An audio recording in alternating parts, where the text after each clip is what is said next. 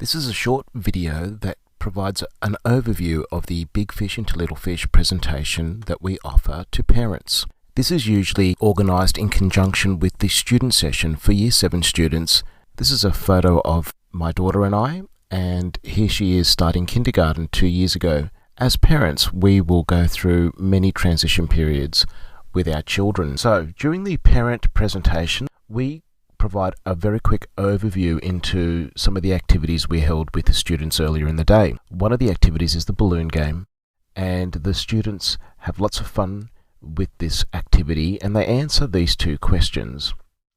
The responses usually to what excites or makes them happy about starting high school is to make new friends. As you can see here at this school, there was an overwhelming majority, 145 students voted for that.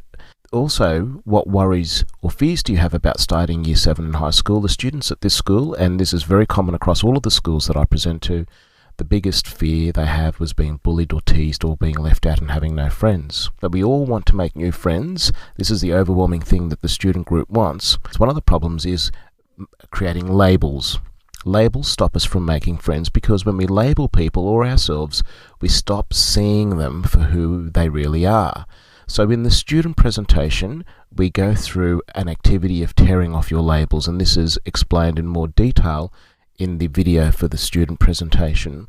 But we also provide an overview, as I say, for the parents. Now, with the parent presentation, we then go on to say to the parents, and we go through the different stages of adolescence, focusing mostly on the early stage. So early adolescence has many of these characteristics, as you would be familiar.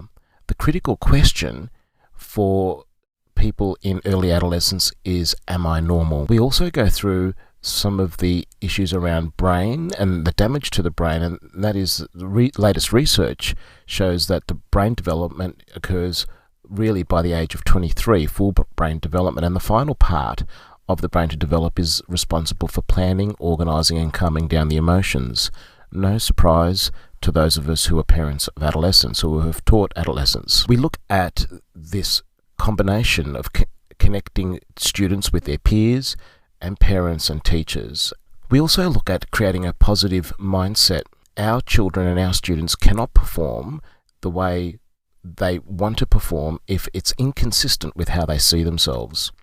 So we look at Carol Dweck's research called Mindset, the New Psychology of Success, and she outlines two critical mindsets, the fixed and growth mindset.